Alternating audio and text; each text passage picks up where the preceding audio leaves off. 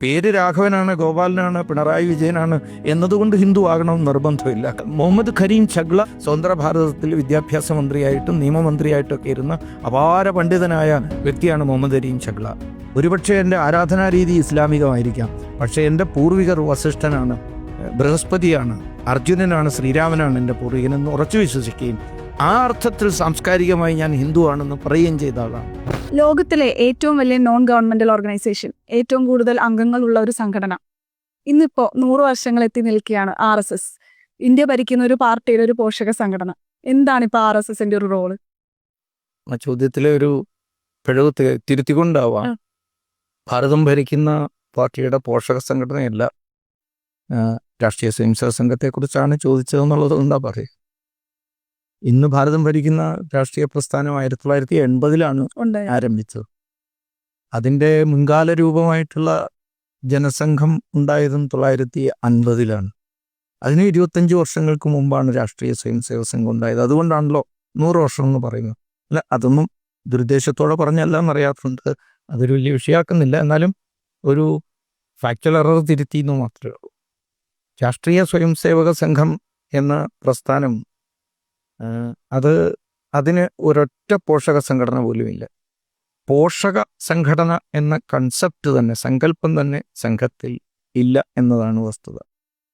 വേണമെങ്കിൽ പറയാം, രാഷ്ട്രീയ സ്വയംസേവക സംഘത്തിൻ്റെ ആശയത്തിൽ നിന്ന് പ്രേരണ എടുത്ത് ആരംഭിച്ചിട്ടുള്ള സംഘടനകളിൽ ഒന്ന്. കാരണം ഈ രാഷ്ട്രം സാംസ്കാരികമായി, ദേശീയമായി അത് ഹിന്ദുസ്ഥാനുമാണ് എന്നും അതൊരു രാഷ്ട്രമായിരുന്നു, രാഷ്ട്രമാണ്, രാഷ്ട്രമായിരിക്കുകയും ചെയ്യും എന്നുള്ള വിശ്വാസം. ഈ സംസ്കാരം ചിരപുരാതനവുമാണ്, നിത്യനൂതനവുമാണ് എന്ന ഉറച്ച വിശ്വാസം. ആ വിശ്വാസത്തിനനുസൃതമായി ജനങ്ങളെ സംഘടിപ്പിക്കുകയും അവരിൽ വ്യക്തിനിർമ്മാണത്തിലൂടെ, അതൊരു വളരെ വിശേഷപ്പെട്ട പുതിയ സങ്കല്പമൊന്നുമല്ല, ഭാരതത്തിൻ്റെ സനാതനധർമ്മ വിശ്വാസത്തിൽപ്പെടുന്നതാണ് വ്യക്തി നന്നാവുക, അതിലൂടെ സമൂഹത്തെ നന്നാക്കുക, സ്വയം നന്നാവുക, സ്റ്റാർട്ട് ഫ്രം ക്യാപിറ്റൽ I, എന്നിൽ നിന്ന് തുടങ്ങുക മാറ്റം. അതിലൂടെ മാത്രമേ സമൂഹത്തെ നന്നാക്കണം എന്നുണ്ടെങ്കിൽ നന്നാക്കാൻ പറ്റുകയുള്ളൂ. അത് തന്നെയാണ് കുഞ്ഞുണ്ണി മാഷ് പറഞ്ഞത്, ഒന്നായാൽ നന്നാവൂ. അപ്പോൾ അങ്ങനെയുള്ള ആളുകളെ ഒന്നാക്കുക, അതിലൂടെ രാഷ്ട്രത്തെ നന്നാക്കുക. സംഘത്തിൻ്റെ പ്രാർത്ഥനയിൽ അവസാനത്തെ വരി പരമോ വൈഭവം നേതുമേതത്സ്വരാഷ്ട്രം എന്നതാണ്. അതാണ് ലക്ഷ്യപ്രഖ്യാപനം. സംഘത്തിൻ്റെ ലക്ഷ്യം ഈ രാഷ്ട്രത്തിൻ്റെ പരമമായ വൈഭവമാണ്. എന്നുവെച്ചാൽ അബ്സല്യൂട്ട് വെൽഫെയർ, എല്ലാ തരത്തിലുള്ള, അത് ഭൗതികമായിട്ടുള്ള പുരോഗതിയും ആധ്യാത്മികമായിട്ടുള്ള പുരോഗതിയും സാധ്യമാക്കുക എന്ന ഉദ്ദേശത്തോടുകൂടി 1925 ആരംഭിച്ചതാണ് സംഘം. അത് 25 തുടങ്ങിയെങ്കിൽ പോലും ഈ പ്രസ്ഥാനത്തിൻ്റെ പിറവിക്ക് വളരെയേറെ സവിശേഷതകളുണ്ട്. ഇപ്പോൾ ഒരിക്കൽ സംഘത്തിൻ്റെ ഒരു ആദ്യകാല പ്രചാരകൻ, പ്രവർത്തകനോട് ചോദിച്ചു. ദാദാറാവ് പരമാർത്ഥ് എന്ന് പറയുന്ന ഒരു ആദ്യകാല പ്രവർത്തകനാണ്.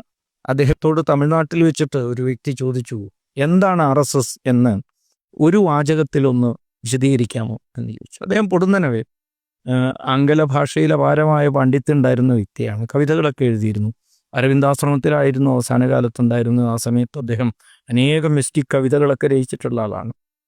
ഓക്കെ, അദ്ദേഹം ഒന്ന് നിർവചിച്ച ഒരു കവിത പോലെ സുന്ദരമായ ഒരു വരിയുണ്ട്. RSS is an evolution of the life mission of the Hindu nation. ഈ ഹിന്ദു രാഷ്ട്രത്തിൻ്റെ അഥവാ ഹിന്ദുസ്ഥാനത്തിൻ്റെ ജീവിത ദൗത്യ നിർവഹണത്തിന് വേണ്ടിയിട്ടുള്ള പ്രയാണത്തിൽ സംഭവിച്ച ഒരു ജൈവ പരിണാമമാണ് സംഘം. ഓരോ വാക്കും അനേകം മണിക്കൂറുകൾ വിശദീകരിക്കേണ്ട ഒന്നാണ്.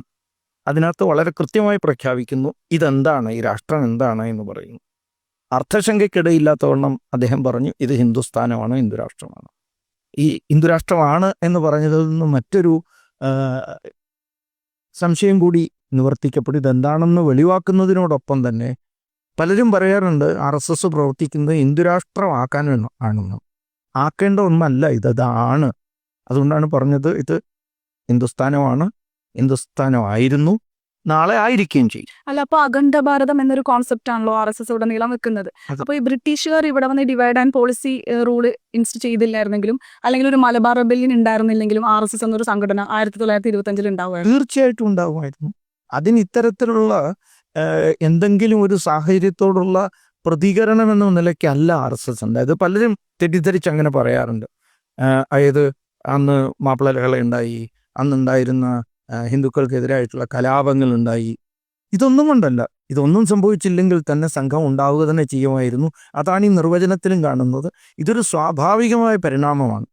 അത് ഭാരതത്തിൻ്റെ ചരിത്രത്തിൽ, ഈ രാഷ്ട്രത്തിൻ്റെ ചരിത്രത്തിൽ ഉടനീളം പരിശോധിച്ചാൽ കാലാകാലങ്ങളിൽ ഇത് സംഭവിച്ചിട്ടുണ്ട്. ഇതിൻ്റെ കൃത്യമായ പ്രഖ്യാപനം ഭഗവാനും നടത്തിയിട്ടുണ്ട്. ധർമ്മത്തിന് എപ്പോഴൊക്കെയാണോ കോട്ടം ഉണ്ടാകുന്നത്, അപ്പോൾ അധർമ്മത്തെ ഇല്ലാതാക്കി ധർമ്മത്തെ രക്ഷപ്പെടുത്താൻ വേണ്ടിയിട്ട് ഞാൻ അവതരിക്കുമെന്ന് അദ്ദേഹം പറഞ്ഞിട്ടുണ്ട്. അപ്പോൾ ആ അവതാരം ഏത് രൂപത്തിലുള്ളതാണെന്ന ചോദ്യത്തിനും പുരാണങ്ങളിൽ ചർച്ച നടക്കുന്നു. സംഘേ ശക്തി കലയുഗേ, സംഘശക്തിയുടെ രൂപത്തിലാണ് അത് അവതരിക്കുക എന്നാണ്.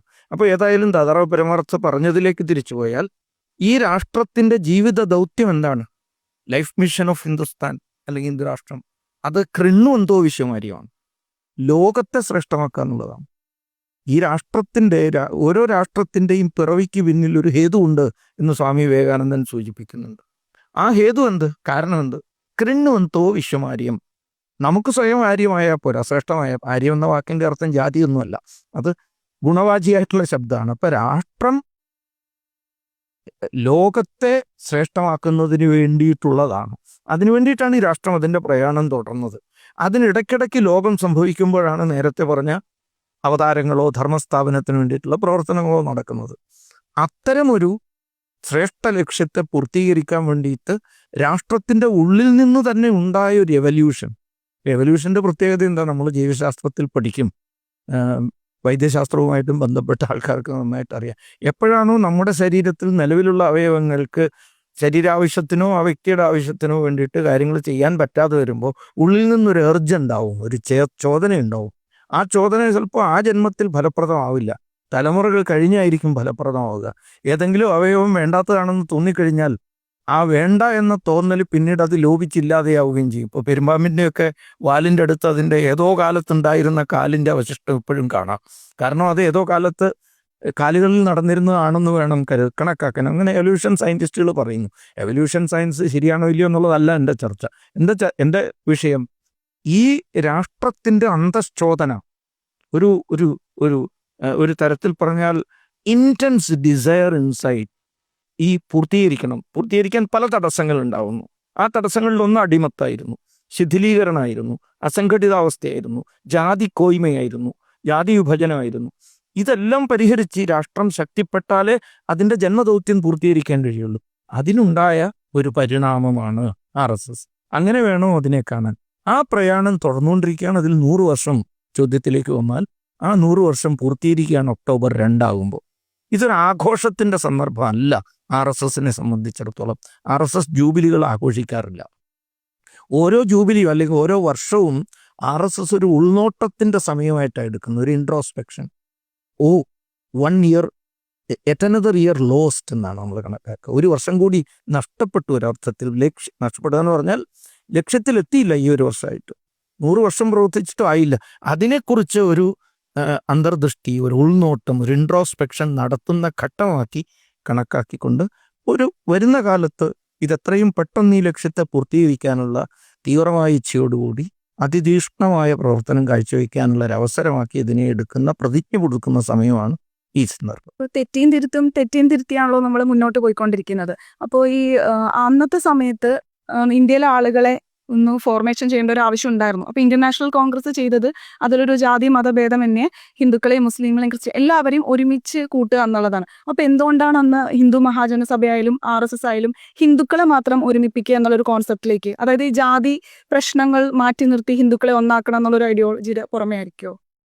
തീർച്ചയായിട്ടും അങ്ങനെയുള്ളൊരു കാര്യമുണ്ട്. പിന്നെ ഈ തെറ്റുക എന്ന പ്രയോഗം സാധാരണ ഇന്ന് പരക്കെ ചർച്ചയിലുള്ളതാണെങ്കിലും നമ്മുടെ സങ്കല്പം തിരുത്തലിൽ നിന്ന് കൂടുതൽ നല്ല തിരുത്തലിലേക്ക്, അല്ലെങ്കിൽ സ്വാമിജി തന്നെ പറയും, സ്വാമിജി എന്ന് പറഞ്ഞാൽ ഞാൻ ഉദ്ദേശിക്കുന്നത് സ്വാമി വിവേകാനന്ദൻ പറയും, ഭാരതത്തിൻ്റെ ചരിത്രം നന്മയിൽ നിന്ന് കൂടുതൽ നന്മയിലേക്കുള്ള ചരിത്രമാണ്. തിന്മയിൽ നിന്ന് നന്മയിലേക്കല്ല. സത്യത്തിൽ നന്മയാണ്. നന്മയിൽ നിന്ന് കൂടുതൽ നന്മയിലേക്ക്, ഇപ്പോൾ ഉള്ള അവസ്ഥയിൽ നിന്ന് കൂടുതൽ നന്നാവാൻ വേണ്ടിയിട്ടുള്ള പ്രവർത്തനമാണ്. RSS എന്ന് മുന്നോട്ട് വെച്ച ആ ആശയം, ആ, ഹിന്ദുക്കൾ എന്ന ആശയം മുന്നോട്ട് വയ്ക്കുമ്പോൾ അതിനെ പൂർണ്ണമായിട്ടും ഒരു ദേശീയ സാംസ്കാരികമായ ഉള്ളടക്കമാണുള്ളത്. തീർച്ചയായിട്ടും അത് തുടങ്ങുന്നത് ഇന്ന് ഞങ്ങൾ ഹിന്ദുക്കളാണ് എന്ന് വിശ്വസിക്കുന്ന, അതിലൊരല്പം അഭിമാനമുള്ള ജനങ്ങളിൽ നിന്ന് തുടങ്ങുകയാണ്. അതിൻ്റെ അടുത്ത പടി, നിലവിൽ ഹിന്ദുക്കളാണെന്ന് അറിയാം, അഭിമാനമില്ല, അവരിൽ അഭിമാനം ജനിപ്പിക്കാൻ വേണ്ടിയിട്ടുള്ള പ്രവർത്തനം. മൂന്നാമത്തെ പടി, ഹിന്ദുക്കളാണെന്ന് അറിയില്ല, അറിയാം, പക്ഷേ അങ്ങേയറ്റം അഭിമാനമില്ല എന്ന് മാത്രമല്ല, അങ്ങേയറ്റം വെറുപ്പുണ്ട് താനും, അവരിൽ മാറ്റം വരുത്താനാണ്. നാലാമത്തെ പടി, ഹിന്ദുക്കളാണെന്നൊട്ട് അറിയാത്തൊരു ജനത. ഇപ്പോൾ മോഹൻ ഭാഗവത് സാധാരണ പറയും, ഭാരതത്തിൽ ഒരു വിഭാഗമുള്ളത് ഹിന്ദുക്കളാണ്, പക്ഷെ അത് 4 തരത്തിലുള്ളവരാണ്. ഒന്നാമത്തെ തരത്തിലുള്ള ആൾക്കാർക്ക് ഹിന്ദുക്കളാണെന്നറിയാം, അതിൽ അഭിമാനം ഉണ്ട് താനും. രണ്ടാമത്തെ തരത്തിലുള്ള ആൾക്കാർക്ക് ഹിന്ദുക്കളാണെന്ന് അറിയാം, പക്ഷേ അഭിമാനമില്ല. മൂന്നാമത്തെ തരത്തിലുള്ള ആൾക്കാർ ഹിന്ദുക്കളാണെന്നവർക്ക് ഉത്തമ ബുദ്ധിയുണ്ട്, അറിയാം, പക്ഷേ അതിനോട് അഭിമാനം ഇല്ല എന്ന് മാത്രമല്ല, അങ്ങേയറ്റം ദ്വേഷമുണ്ട്. ഇതിനകത്തൊക്കെ പെടുത്താൻ പറ്റുന്ന ആൾക്കാരെ നിങ്ങൾക്ക് കണ്ടെത്താൻ പറ്റും. നാലാമത്തെ വിഭാഗമുണ്ട്, അവർ ആരാധനാ രീതിയിൽ വ്യത്യസ്തമായി ആരാധനാ സമ്പ്രദായത്തിൽ മുന്നോട്ട് പോകുന്നവരായിരിക്കും. അതുകൊണ്ട് തന്നെ അവർ ഹിന്ദുക്കളാണെന്ന് അറിയുന്നില്ല, അവർ തിരിച്ചറിയുന്നില്ല. ഈ 4 പേരുടെ ഇടയിൽ സംഘം പ്രവർത്തിച്ചുകൊണ്ടിരിക്കുക. ആദ്യത്തെ ഘട്ടത്തിലെ പ്രവർത്തനം വളരെയേറെ മുന്നേറുമ്പോൾ രണ്ടാമത്തെ ഘട്ടത്തിലേക്കും മൂന്നാമത്തെ ഘട്ടത്തിലേക്കും, ഇപ്പോൾ ഇതാ 4ാമത്തെ ഘട്ടത്തിലേക്ക് പ്രവേശിക്കുകയാണ്. അതായത് ഇന്ന് ഹിന്ദുവാണെന്നുള്ള ബോധ്യമില്ലാത്ത, അറിവില്ലാത്ത ആളുകളുടെ ഇടയിലൂടെ സാംസ്കാരികമായ ഹിന്ദുത്വത്തിൻ്റെ ഭാവത്തെ ജനിപ്പിക്കാൻ വേണ്ടിയിട്ടുള്ള പ്രവർത്തനം നടത്തുന്നത്. അതുകൊണ്ട് ഇതിൽ ജാതിയോ മതമോ വർഗമോ ഒന്നും തന്നെയില്ല. വേണമെങ്കിൽ നമുക്ക് ഒരു നിർവചനം, ഞാൻ അതാണ് RSSൻ്റെ ഹിന്ദുത്വത്തിൻ്റെ ആത്യന്തികമായ നിർവചനമൊന്നും വാദിക്കുകയല്ല. വീര സവർക്കർ, വിപ്ലവകാരികളുടെ രാജകുമാരനായ ഹിന്ദു ഹൃദയ സാമ്രാട്ട് എന്നൊക്കെ പറയുന്ന വീര സവർക്കർ, അദ്ദേഹം 2 ജീവപര്യന്തം തടവിന് ശിക്ഷിക്കപ്പെട്ട് ആൻഡമാൻ ജയിലറയ്ക്കുള്ളിൽ കഴിയുമ്പോൾ കൈയും കാലും ചങ്ങലക്കിട്ടിരിക്കുകയാണ്. ആ സമയത്താണ് അദ്ദേഹം ആ ചങ്ങലയെ നോക്കിക്കൊണ്ട് പാടിയിട്ടുള്ളത്, എഴുതിയിട്ടുള്ളത്, ഹേ ബ്രിട്ടീഷുകാരാ, നിനക്കെൻ്റെ കൈയും കാലും മാത്രമേ ചങ്ങലക്കിടാൻ കഴിയുകയുള്ളൂ, പക്ഷേ നിന്റെ ഈ തുരുമ്പെടുത്ത ചങ്ങലകൾക്ക് എന്നെ ഇവിടെ ബന്ധനസ്ഥനാക്കാൻ കഴിയില്ല. എൻ്റെ ഹൃദയം, എൻ്റെ ആത്മാവ് സദാ ഈ 7 കടലും കടന്ന് എൻ്റെ അമ്മയുടെ കാൽക്കൽ എന്നും പോയി നമിച്ചു വരികയാണ്. അത് അങ്ങനെ പറഞ്ഞ് ജീവിച്ച മനുഷ്യൻ, അദ്ദേഹം അവിടെ ആ ജയിലിൽ വെച്ചിട്ട് ഈ കയ്യിലെ ചങ്ങലയിൽ നിന്ന് എഴുന്നു നിന്നൊരു കാരിരുമ്പാണിയെ പേനയാക്കിക്കൊണ്ട്, ആൻഡമാൻ ജയിലറകളുടെ കുമ്മായ ഭിത്തിയെ പേപ്പറാക്കിക്കൊണ്ട് അനേകായിരം കവിതകൾ എഴുതിയിട്ടുണ്ട് അദ്ദേഹം. പക്ഷെ ഒരു വിചിത്രമായ പ്രതിഭാസം കേരളത്തിലെ ബുദ്ധിജീവികളുടെ ഇടയിലുള്ളത്, അവർക്ക് ബെഞ്ചമിൻ മൊളോയിസിനെ അറിയാം. എൻ്റെ രക്തം മഴയായി പെയ്യട്ടെ എന്ന് ജയിലിൽ 10 വർഷം കിടന്നപ്പോഴേക്കും എഴുതിയ ബെഞ്ചമിൻ മൊളോയിസിനെ കുറിച്ച് അവരെഴുതുന്നുണ്ട്. ബെഞ്ചമിൻ മൊളോയിസിനെ കുറിച്ച് കവിത എഴുതും. പക്ഷെ സാവർക്കർ എങ്ങനെയാണ് ജീവിച്ചതെന്നുള്ളതിനെ കുറിച്ച് അറിയില്ല. അദ്ദേഹത്തിൻ്റെ കാവ്യ സാമ്രാജ്യത്തെക്കുറിച്ച് അറിയില്ല. ആ കാവ്യ സാമ്രാജ്യമാകുന്ന മഹാസാഗരത്തിൽ ഒരർത്ഥത്തിൽ ഉദിച്ചുയരുന്ന ഒരു ബാലമാർത്താണ്ഡനാണ് ഹിന്ദുത്വ നിർവചനം. 4 വരിയുള്ള അനുഷ്ഠപൂർവത്വത്തിലുള്ളൊരു ശ്ലോകം അദ്ദേഹം എഴുതി. ആ സിന്ധു പര്യന്ത യസ്യ ഭാരതഭൂമിക പിതൃഭൂ പുണ്യഭൂശ്ചൈവ സവൈ ഹിന്ദുരിതി സ്മൃത.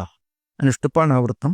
ആ സിന്ധു പര്യന്ത, വടക്കൊരു സിന്ധു ഉണ്ട്, സിന്ധു നദി, തെക്കൊരു സിന്ധു ഉണ്ട്, ഹിന്ദു മഹാസാഗരം. ഇതിനിടയിൽ കിടക്കുന്ന ഈ വിശാലമായ ഭാരതഭൂമിനെ ആരാണോ സ്വന്തം പൂർവികരുടെ ഭൂമിയായി കണക്കാക്കുന്നത്, ആരാണോ സ്വന്തം പൂർവജന്മ സുഹൃതം കൊണ്ട് വന്നു പിറക്കാൻ ഇടയായ പുണ്യഭൂമിയായി കണക്കാക്കുന്നത്, അവരെയാണ് ഹിന്ദുക്കൾ എന്ന് പറയുന്നത്. അത് ആർക്കും ആവാം. പേര് രാഘവനാണ്, ഗോപാലനാണ്, പിണറായി വിജയനാണ് എന്നതുകൊണ്ട് ഹിന്ദു ആകണമെന്ന് നിർബന്ധമില്ല. അവര് ഇങ്ങനെ വിശ്വസിക്കണം, ഇങ്ങനെ ഉറച്ച ബോധ്യം ഉണ്ടാവണം.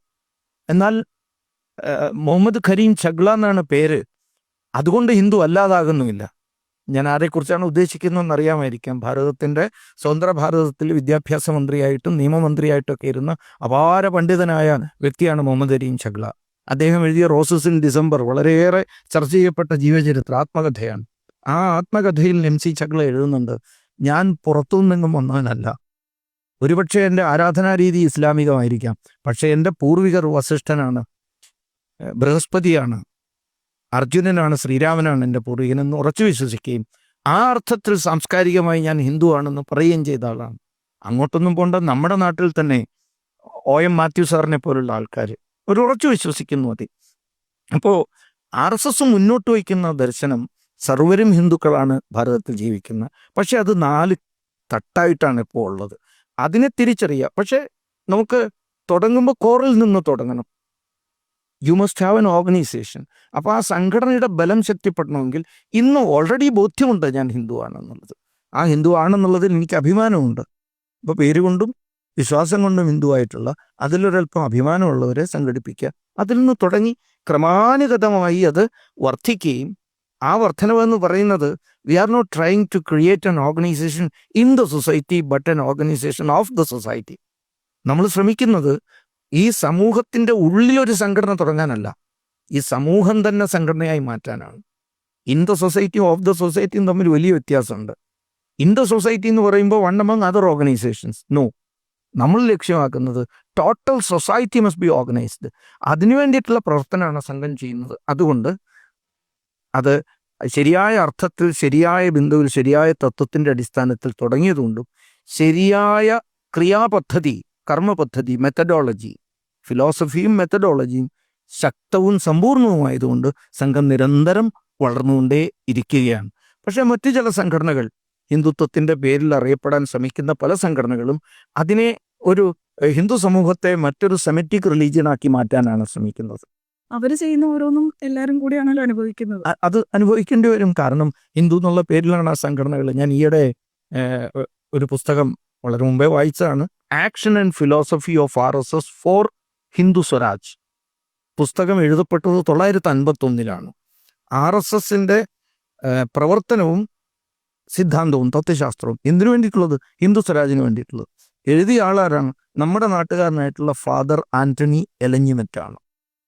അതായിരിക്കും ഒരുപക്ഷെ, ആയിരിക്കും എന്നല്ല, ആണ് RSSനെ കുറിച്ച് എഴുതപ്പെട്ട ആദ്യത്തെ പോപ്പുലർ ബുക്ക്. ആ ബുക്കിൽ ഉടനീളം അദ്ദേഹം സമർത്ഥിക്കുന്നത് RSS മുന്നോട്ട് വയ്ക്കുന്ന ഹിന്ദുത്വം ശുദ്ധമായ സാംസ്കാരിക ദേശീയതയുടേതാണ് എന്നാണ്. അവിടെ അദ്ദേഹം മറ്റു ചില സംഘടനകളെ താരതമ്യം ചെയ്യുന്നുണ്ട്.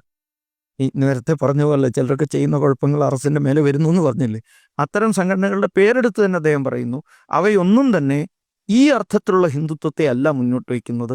അവർ മുന്നോട്ട് വയ്ക്കുന്നത് ശുദ്ധമായ മതവർഗീയതയുടെ ഹിന്ദു സങ്കല്പമാണ്. ആ സങ്കല്പം കൊണ്ട് ചിരസ്ഥായിയായ മാറ്റം, താൽക്കാലികമായിട്ടുള്ള ചില ചെറിയ തരത്തിലുള്ള ഒരു രോമാഞ്ചമൊക്കെ ഉണ്ടാക്കാമെന്ന് മാത്രമേ ഉള്ളൂ ഇത്തരക്കാർക്ക്. അത് ദീർഘകാലമൊന്നും നിലനിൽക്കില്ല. തൽക്കാലത്തേക്ക് ചില മുദ്രാവാക്യമൊക്കെ വിളിക്കാം, ആരെങ്കിലുമൊക്കെ 4 ചീത്ത വിളിക്കാം എന്നുള്ളതൊഴിച്ചാൽ ഭാവാത്മകമായ ഒരു പരിവർത്തനവും നടത്താൻ അവർക്ക് കഴിയില്ല. അതുകൊണ്ട് അദ്ദേഹം അതിൽ വിലയിരുത്തുന്നു RSSന്റെ പ്രവർത്തനത്തിൻ്റെ മഹത്വത്തെ. അതിൻ്റെ ആ ഉള്ളടക്കത്തിൻ്റെ കരുത്ത് നോക്കിയിട്ടാണ് അത് പുനഃപ്രസിദ്ധീകരിച്ചത്. ആ പുനഃപ്രസിദ്ധീകരണം നടത്തിയതിന് ശേഷം അസംഖ്യം പുസ്തകങ്ങളാണ് അത് വിറ്റഴിക്കപ്പെടുന്നത്. ഏതായാലും ഞാൻ അതിനിടയിൽ പറഞ്ഞതാണ്. അപ്പോൾ ഹിന്ദു എന്ന് പറയുമ്പോൾ പലപ്പോഴും ഉണ്ടാകാവുന്ന തെറ്റിദ്ധാരണ അതൊരു സെമിറ്റിക് മത സങ്കല്പങ്ങളോട് തുലനം ചെയ്ത് നമ്മൾ ചിന്തിക്കുന്നു. ആ സങ്കല്പം ഭാരതത്തിൻ്റെതല്ല എന്നാണ് വസ്തുത. ഈ RSSലേക്ക് വരുമ്പോൾ നമ്മുടെ മിലിറ്ററിയുടെ ഒപ്പം തന്നെ പല അവസ്ഥകളിലും ഇന്ത്യക്ക് വേണ്ടി മുൻനിരയിൽ നിന്ന് പൊരുതിയ ആൾക്കാരാണ്. ഇൻഡോ പാക് അല്ലെങ്കിൽ ഇൻഡോ ചൈന യുദ്ധം വന്നപ്പോൾ അതിനുശേഷം ഫ്ലഡ്, അങ്ങനെ ഒരുപാട് കാര്യങ്ങൾ. പിന്നെ അടൽ ബിഹാരി വാജ്പേയി, അദ്വാനി, മോദിജി വരെ എത്തി നിൽക്കുന്നു. സ്വയം സേവകരാണ് ഇന്ത്യ ഭരിക്കുന്നത് കുറേ നാളുകളായിട്ട്. അപ്പോൾ RSSന്റെ 200-ാം വർഷമാണ് നമ്മളിപ്പോൾ ആഘോഷിക്കുന്നതെങ്കിൽ എന്തൊക്കെ മാറ്റം ഇന്ത്യയിൽ വന്നിട്ടുണ്ടായേനെ? സത്യത്തിൽ അങ്ങനെ ഒരു ആഘോഷം നടത്തേണ്ട ആവശ്യം പോലും വരില്ലായിരുന്നു. കാരണം എത്രയോ മുമ്പേ ഉദ്ദേശിക്കുന്ന രാഷ്ട്രത്തിൻ്റെ പരമവൈഭവം സാധ്യമാകുമായിരുന്നു വളരെ നേരത്തെ. അത് സംഭവിച്ചില്ല. ഇപ്പം നമുക്ക് ഈ ചരിത്രത്തോട് പിന്തിരിഞ്ഞു നോക്കി എങ്കിൽ പക്ഷേ എന്ന് പറയാൻ വെറുതെ ഒരു അല്പസംതൃപ്തിക്ക് വേണ്ടി പറയാം എന്നല്ലാതെ അതിനൊക്കെ ഒരു കാലമുണ്ട്. ആ സമയം വരുമ്പോൾ അത് ഉണ്ടായി വരികയാണ് ചെയ്യുന്നത്. 1925 വരെ 1825 തുടങ്ങിയിരുന്നതെങ്കിൽ എന്ന് ചിന്തിക്കുന്നതിനർത്ഥമില്ല. പക്ഷെ അന്ന് അത്തരമൊരു പ്രസ്ഥാനം തുടങ്ങിയിരുന്നു എന്നുണ്ടെങ്കിൽ എത്രയോ മുമ്പേ ഈ ഭാരതത്തിൻ്റെ വിഭജനം ഉണ്ടാവില്ലായിരുന്നു. ഭാരതത്തിന് ദീർഘകാലത്തെ അടിമത്തം പോലും സംഭവിക്കില്ലായിരുന്നു. ഇവിടെ നേരത്തെ സൂചിപ്പിച്ചതുപോലെയുള്ള ഒരു ഹിന്ദുത്വ വിചാരം ഇന്ന് നമ്മൾ കാണുന്ന ആ ശക്തമായ വിചാരമില്ലേ. തിരിച്ചൊന്ന് ചിന്തിച്ചു നോക്കൂ, ഈ 100 വർഷം മുമ്പ് RSS ഉണ്ടായില്ലായിരുന്നെങ്കിൽ ഭാരതത്തിൻ്റെ അവസ്ഥ ഉണ്ടാകുമായിരുന്നു. ഇന്ന് കാണുന്ന ഭാരതത്തിൻ്റെ പല ഭാഗങ്ങളും ഭാരതത്തിൽ അവശേഷിക്കുമായിരുന്നു.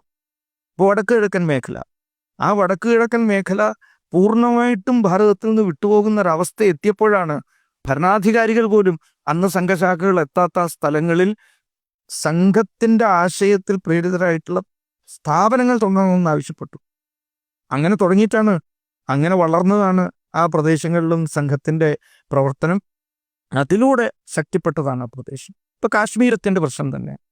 കാശ്മീർ 1947 സത്യത്തിൽ ഭാരതത്തോട് ലയിച്ചു ചേരാൻ പല സമ്മർദ്ദങ്ങൾക്കും അല്ലെങ്കിൽ പല പ്രക്ഷോഭങ്ങൾക്കും കാരണമായിക്കൊണ്ട് അല്ലെങ്കിൽ അതിൻ്റെ ഫലമായിട്ട് അത് സംഭവിച്ചെങ്കിൽ പോലും പിന്നീട് എന്തായിരുന്നു അവസ്ഥ? ആസ് ഗുഡ് ആസ് കാശ്മീർ സത്യത്തിൽ വേറൊരു രാഷ്ട്രം പോലെയാണ് പ്രവർത്തിച്ചു പോകുന്നത്. സംഘത്തിൻ്റെ പ്രവർത്തനം കൊണ്ട് അത് പിന്നീട് മാറി വന്നപ്പോൾ ഇന്നിപ്പം ആ 370 നള്ളിഫൈ ചെയ്തതോടുകൂടിയിട്ട് നമുക്കത് വീണ്ടെടുക്കാൻ കഴിഞ്ഞിട്ടുണ്ട് എങ്കിൽ ചോദ്യത്തെ ഹൈപ്പോത്തറ്റിക്കൽ ചോദ്യത്തിലെ പോലെ 200 വർഷം മുമ്പായിരുന്നെങ്കിൽ അങ്ങനെ വിഭജനം തന്നെ സംഭവിക്കില്ലായിരുന്നു എന്ന് ചിന്തിക്കുന്നതായിരിക്കും കൂടുതൽ നല്ലത്.